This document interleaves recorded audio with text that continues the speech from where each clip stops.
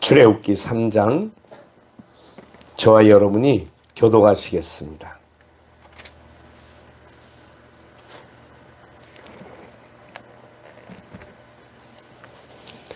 모세가 그의 장인 미디안 제사장 이드로의 양떼를 치더니 그 떼를 광야 서쪽으로 인도하여 하나님의 산 호렙에 이르매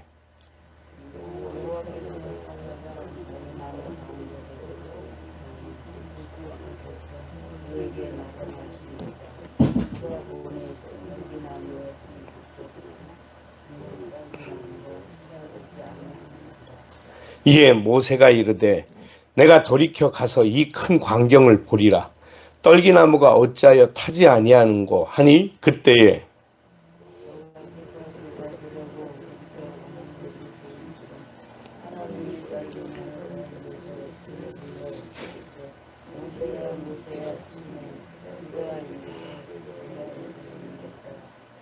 하나님이 이르시되 이리로 가까이 오지 말라. 네가 선 곳은 거룩한 땅이니 네 발에서 신을 벗으라.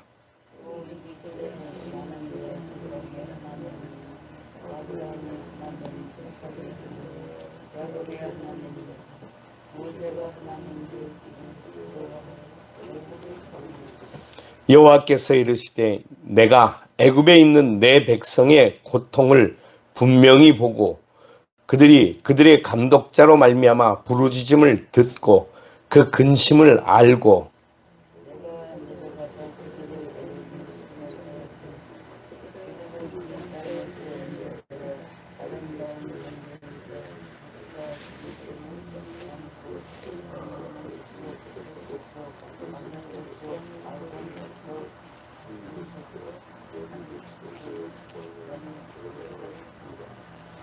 이제 가라.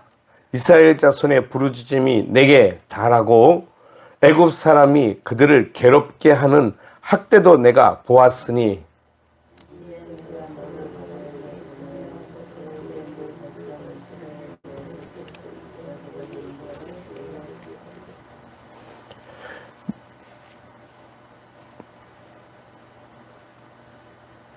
모세가 하나님께 아뢰되 내가 누구이기에 바로에게 가며 이스라엘 자손을 애굽에서 인도하여 내리까?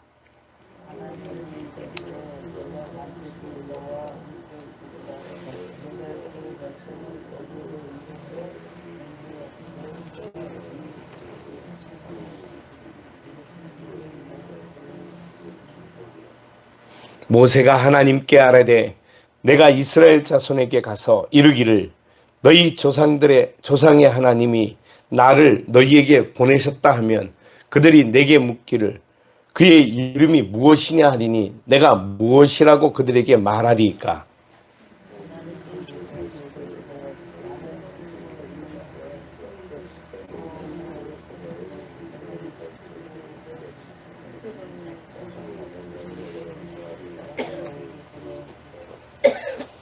하나님이 또 모세에게 이르시되 너는 이스라엘 자손에게 이같이 이르기를 너희 조상의 하나님 여호와 곧 아브라함의 하나님 이삭의 하나님 야곱의 하나님께서 나를 너희에게 보내셨다 하라. 이는 나의 영원한 이름이요 대대로 기억할 나의 칭언이라.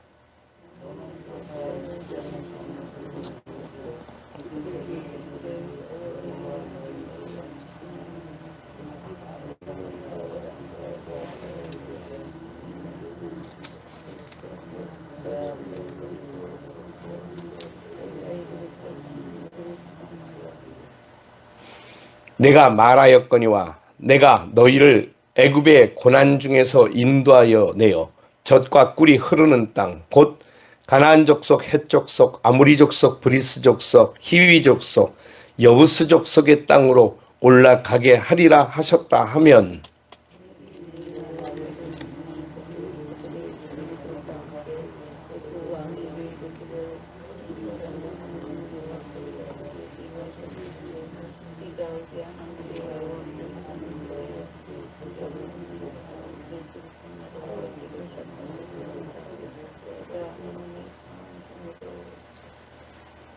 내가 아노니 강한 손으로 치기 전에는 애굽 왕이 너희가 가도록 허락하지 아니하다가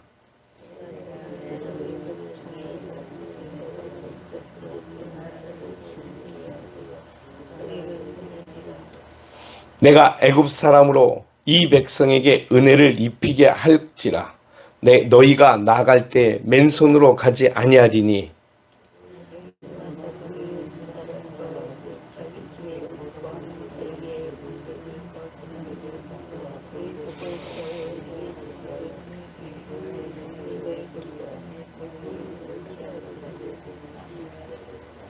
아멘. 기도하겠습니다. 걸어가신 주님 감사합니다. 오늘도 우리가 함께 읽고 묵상하는 말씀을 깨닫게 하시고 주님과 동행하도록 저희들을 인도해 주옵소서. 감사하고 예수님의 이름으로 기도드리옵나이다. 아멘. 할렐루야. 오늘도 우리가 읽은 말씀 출애굽기 3장의 말씀을 통해서 함께 깨닫고 주님의 은혜 가운데로 나아갈 수 있기를 축복합니다. 어제는 제가 조금 늦게 일어나는 바람에 여러분들과 함께 새벽 기도에 함께 나누지 못했습니다. 오늘은 우리가 출애굽기 3장을 통해서 함께 은혜의 말씀들을 나누며 주님 앞에 나아가고자 합니다. 오늘 이 출애굽기 3장은 흔히 모세의 소명장이라고 그렇게 우리가 알면 됩니다. 모세의 소명장이라고 하는 것은 하나님께서 모세를 부르심이라는 뜻이죠. 소명이라고 하는 것은 하나님께서 부르셨다는 이야기입니다. 소명이라는 말 자체가 부르심이라고 하는 뜻을 가지고 있으니까 그냥 부르심이 아니고 하나님의 부르심입니다. 하나님께서 모세를 부르셔서 모세를 통해서 하나님의 위대한 계획들을 알게 하시고 그로 하여금 그 알게 된 계획들과 신비한 하나님 나라의 그 신령한 비밀한 일들을 이 모세를 통해서 하나님께서 이루어 가시게끔 하시는 놀라운 비전과 꿈이 여기에 있는 것입니다.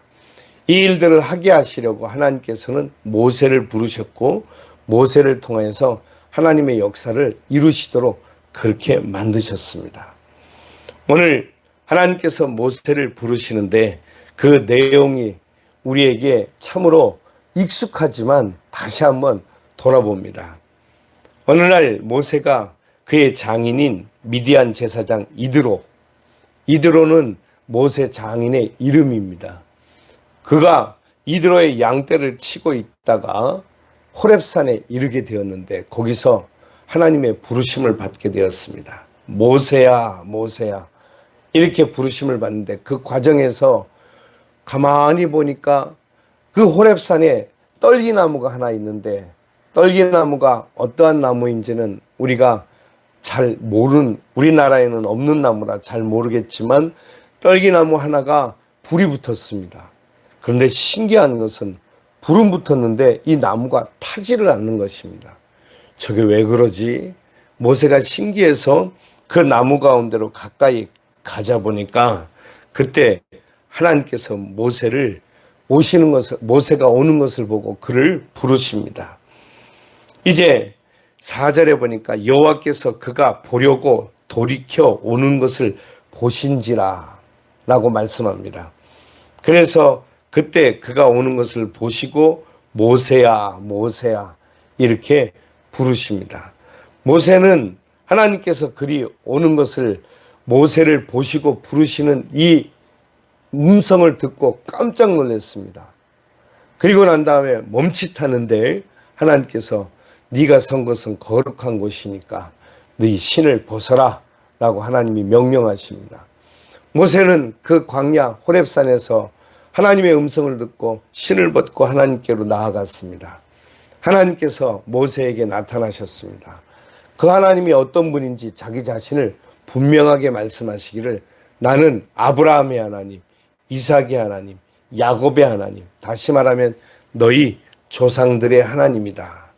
그리고 내가 너희 조상들의 하나님인 것을 너로 알게 하고 내가 너를 불러서 내가 중요한 사명을 맡기고자 한다 라고 말씀하시면서 7절에 보니까 이렇게 말씀합니다.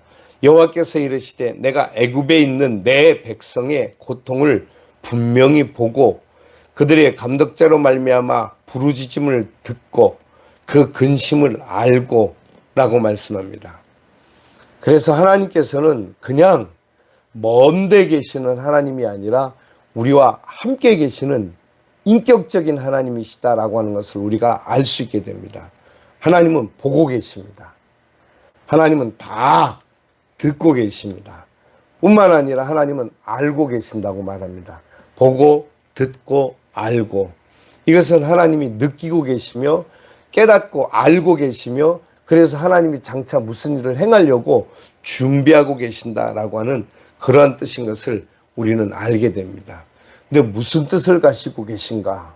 그랬더니 그것은 하나님께서 이들의 부르짖음과 이들의 학대와 이들의 고통을 보고 듣고 알고 그들을 그 모든 고통과 학대 속에서 건져내어서 그들로 하여금 가나안 땅으로 데리고 가시겠다라고 말씀합니다.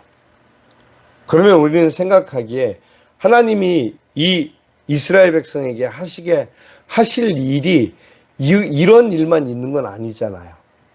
고통 속에서 부르짖을 때 그들을 건져내시는 것, 그 건져내시는 방법이 그들을 애굽 땅에서 끌어내셔서 가나안 땅으로 이끌어 들이시는 방법만 있는 건 아니잖아요.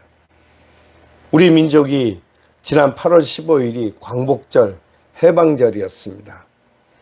우리가 잃어버렸던 땅을 다시 회복하고 그리고 이 땅에서 일본 사람들을 다 몰아내고 그리고 우리가 이 땅을 우리의 땅으로 우리 민족의 조국으로 다시 회복해내는 그런 방법도 있잖아요. 그러니까 이스라엘 백성들에게 그들로 하여금 힘을 기르게 하고 군사력을 갖게 하시고 그리고 하나님이 역사하셔서 이 애굽 땅에서 하나님의 살아계신 것과 하나님의 능력이 있으심을 그들에게 보게 하시고 알게 하셔서 그들로 하여금 그 애굽 땅의 주인으로 다시 변화되는 역사를 보이실 수도 있었지 않습니까? 근데 하나님께서는 그렇게 행하지 않으시고 애굽에서 그들을 건져내시는 그리고 애굽에서 나오게 하시는 방법을 택하셨습니다. 이유가 뭘까요? 왜 하나님께서는 애굽 땅의 주인으로 이스라엘 백성들이 등장하게 하지 않으시고 왜 하나님께서는 오히려 반대 방법으로 애굽을 탈출하게 하시고 이 애굽의 왕인 바로에게 쫓겨다니게 하시고 그리고 거기서 도망 나오게 하시는 방법을 택하셨을까요? 그것은 첫째는 하나님이 아브라함과 약속하신 것 때문이었습니다. 하나님께서 아브라함에게 또한 이삭에게 그리고 야곱에게 그 가나안 땅 온 땅을 둘러보게 하시면서 너는 한번 봐라.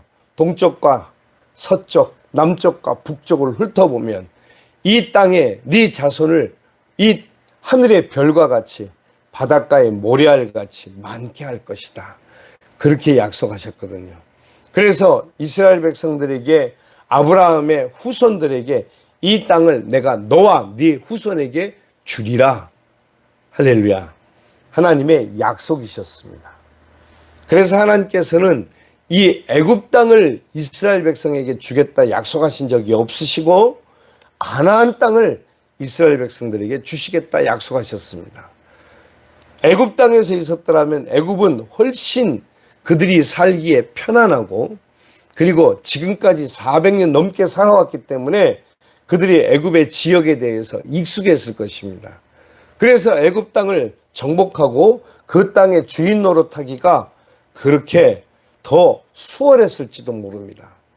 그런데 하나님께서는 이 애굽 땅을 그들의 것으로 주지 않으셨습니다. 애굽은 그들이 속해 있는 세상이었거든요. 그래서 하나님께서는 그 세상을 벗어나 하나님이 주시는 새로운 땅 가나안을 향해서 가기를 원하셨던 것입니다. 그래서 하나님의 소망은 이 이스라엘 백성들로 하여금 하나님이 주시는 새 땅, 새 하늘 그리고 새로운 곳에서 정착하며 하나님의 말씀을 들으며 하나님의 음성에 순종하면서 살아가도록 그들을 인도하여 내신 것입니다. 우리가 살아가는 동안에 우리는 하나님이 우리에게 주신 꿈과 비전들이 있습니다. 우리는 꼭 그 꿈과 비전들을 이 세상에서 이루려고 합니다. 그런데 우리가 그 꿈과 비전들을 이루어가는 것은 이 세상만이 아니라 하나님이 우리에게 허락하신 새로운 세상입니다. 다시 말하면 그 세상은 우리에게 하나님이 주시는 것입니다. 그게 뭐냐 생각을 해보면 사울이 바울이 되는 과정에서 그가 어느 날 세상의 주인이 되기 위해서 다메섹으로 가면서 예수 믿는 그리스도인들을 잡아서 다 감옥에 가두고 심지어 그들을 핍박하고 죽이기 위해서 다메섹으로 향하여 가고 있었습니다. 거기에서 그는 주님을 만났습니다. 사울아 네가 왜 나를 핍박하느냐 그랬을 때 그 사울은 하나님이 누구신지를 몰랐습니다. 그때 하나님께서는 네가 핍박하는 예수다라고 말씀하셨죠. 그리고 그의 눈에 이제 비늘 같은 것이 떨어지도록 그를 이끌어 가셨습니다. 그러자 그가 본 세상은 여전히 그가 살아온 세상이지만 전혀 다른 세상이 된 거죠. 그것과 같이 이스라엘 백성들에게 주시는 세상은 애굽 땅이 아니었던 것입니다. 하나님이 그들에게 주시는 새로운 세상, 새 하늘과 새 땅이 있는 그곳이었던 것이죠. 그리고 우리에게 주시는 하나님이 우리에게 허락하시는 하나님의 새로운 세상은 이제부터 우리에게는 새로운 하나님의 새 하늘과 새 땅, 새 예루살렘. 그래서 우리는 하나님 나라의 놀라운 신령한 은혜와 축복을 바라보면서 살아가게 되는 믿음의 자녀들이 다 되게 되는 줄로 믿습니다. 이걸 하게 하시려고 하나님께서 모세를 부르셨습니다. 모세에게 하나님께서 말씀하시니까 모세가 말합니다. 하나님, 그러면 저를 이 이스라엘 백성들 가운데 보내시는데 이스라엘 백성들이 너 누구냐? 누가 너를 보냈다고? 라고 말하면 제가 뭐라고 대답합니까? 라고 얘기했더니 하나님께서 이 모세에게 말씀하시기를 나는 스스로 있는 자니라. 누가 만들었다고, 누가 헤아린다고, 누가 이렇다고 해서 이런 하나님 저런 하나님이 아니다. 스스로 있는 하나님. 영어로 보면 I am who I am. 나는 나다. 이렇게 말씀하셨습니다. 그래서 스스로 있는 자. 우리는 하나님이 어떤 분인가 자기 나름대로 하나님을 말합니다. 그런데 우리는 그 하나님을 우리가 지식적으로 또한 성경을 통해서 아는 것으로 우리는 하나님을 만날 수가 없습니다. 하나님은 우리가 믿음으로써 만나는 분입니다. 우리가 하나님을 믿을 때 우리 안에서 기적과 같은 역사가 우리의 삶에서 일어나게 되는 거죠. 하나님은 알아서 만나는 분이 아닙니다. 우리가 신학 그러면 하나님을 공부하는 학문이라고 착각하는 경우가 있습니다. 신학은 하나님을 공부하는 학문이 아닙니다. 하나님을 믿는 학문입니다. 할렐루야. 하나님을 믿는 학문이에요. 어떻게 하면 우리가 하나님을 잘 믿을 수 있는가 하는 것을 공부하고 연구하는 학문이 신학이에요. 어떤 사람들은 하나님을 연구하는 학문이 신학이라고 말하는 아주 엉뚱한 생각을 하는 사람들이 있습니다. 성경에 나오는 하나님을 어떤 분이신가 알아서 뭐 하게요? 안들 우리가 그 하나님이 어떤 분인지를 안들 어디까지 알겠습니까? 그렇죠, 그죠? 우리는 하나님을 알아서 믿는 것이 아니라 믿어서 알아가는 것입니다. 할렐루야. 우리는 하나님을 믿을 때 하나님을 알 수가 있어요. 하나님은 우리가 믿는 만큼 자기를 나타내 주신 분. 그래서 그것을 우리는 계시라고 말합니다. 그런데 우리는 엉뚱하게도 내가 아는 하나님을 믿으려고 그럽니다. 아이고 하나님이 그런 분이라면 나는 하나님 안 믿어. 이런 이야기를 가당치도 않게 함부로 하는 경우가 있습니다. 나는 그런 하나님 나는 안 믿어. 그런 하나님이 어떤 하나님인가요? 이런 하나님 저런 하나님? 아닙니다. 우리가 하나님을 믿을 때 하나님을 알아갈 수가 있습니다. 그래서 우리가 하나님을 믿는다라고 하는 것은 하나님과 하나가 된다는 뜻입니다. 하나님을 내 안에 모셔드리고 내가 하나님 안에 있고, 예수님이 제자들을 위해서 기도하실 때 요한복음 17장에서 그렇게 말씀하시죠. 아버지여, 저들이 내가 아버지와 하나인 것 같이 저들이 나와 하나가 되게 하시고 또한 아버지와 하나가 되게 해달라고 그렇게 기도하십니다. 그것은 하나님과 동등한 일체를 이룬다는 뜻이 아니라 하나님을 알아가고 하나님을 믿게 되고 하나님이 그 안에 들어오 계시고 또한 하나님과 함께 동행하는 삶을 사는 것이 진정한 믿음의 길이며 영원한 생명의 길인 것을 알게 해달라고 주님이 기도하신 것이죠. 그래서 우리는 하나님을 믿을 때 하나님을 알 수 있습니다. 하나님께서 모세를 부르셨습니다. 그리고 모세에게 나는 스스로 있는 자, 그가 너를 보냈다라고 말씀하라고 그랬습니다. 14절에 보니까 하나님이 모세에게 이르시되 나는 스스로 있는 자니라. 또 이르시되 너는 이스라엘 자손에게 이르기를 이같이 이르기를 스스로 있는 자가 나를 너희에게 보내셨다 하라 라고 말씀합니다. 그래서 이제 그들을 스스로 있는 자이신 하나님이 보내셨다. 왜요? 왜 하나님이 모세를 보내셨나요? 그것은 가나안 땅을 너희에게 주리라 약속한 아브라함과의 약속, 이삭과의 약속, 야곱과의 약속을 이루기 위함이다 라고 쭉 그 다음에 설명을 하십니다. 그러면서 이 이스라엘 백성들을 장차 이 가나안 땅으로 이끌어 들이시겠다라고 하는 말씀을 그들에게 이 모세에게 하십니다. 그리고 이 이야기를 이제 내일 보게 될 4장에서 연이어서 말씀하십니다. 오늘도 하나님께서는 우리를 부르십니다. 왜 부르셨을까요? 우리를 가나안 땅으로 인도하시기 위해서. 가나안 땅은 어디 있습니까? 이 세상 가운데 있나요? 이 세상 바깥 가운데 있나요? 우리는 그 가나안 땅이 어디에 있는지 우리는 하나님을 만나면 알게 됩니다. 그리고 하나님을 만날 때 하나님이 우리에게 주시는 그 놀라운 그 가나안 땅을 향한 소망과 은혜를 우리에게 허락해 주십니다. 그리고 우리가 이 세상을 사는 동안에 이 가나안 땅에 대한 소망을 가지고 살면서 우리의 생애가 하나님의 기쁨으로 나아가게 되는 삶을 우리가 누리면서 살아갑니다. 어제 수요일 저녁에 말씀을 드렸지만 우리는 하나님이 우리 가운데 오실 때 내가 알지 못했던 것들, 신비하고 놀라운 일들을 경험하게 됩니다. 전에는 하나도 기쁘지 않던 것들이 기쁘게 되고, 전에는 대단히 중요하게 여겼던 것들이 하나도 중요하지 않게 되고, 전에는 내 삶에서 이런 것들이 이렇게 바뀌게 되는 경험들을 하게 되죠. 그게 하나님이 우리에게 주시는 놀라운 비전과 꿈입니다. 그리고 결국에 마지막에 우리에게 주어지는 것은 세상이 하나도 부럽지 않고 세상이 하나도 두렵지 않다는 거죠. 그래서 우리는 이 세상이 우리의 삶의 목적이거나 목표가 아니라 하나님이 주신 그 놀라운 하늘의 비전과 꿈이 우리의 생애의 목적이고 목표가 됐죠. 그러면서 우리가 살아가면서 우리는 하나님과 함께 믿음의 길을 가게 되는 하나님의 자녀가 되게 되는 줄 믿습니다. 이 놀라운 은혜를 오늘 모세가 받아야만 했던 것입니다.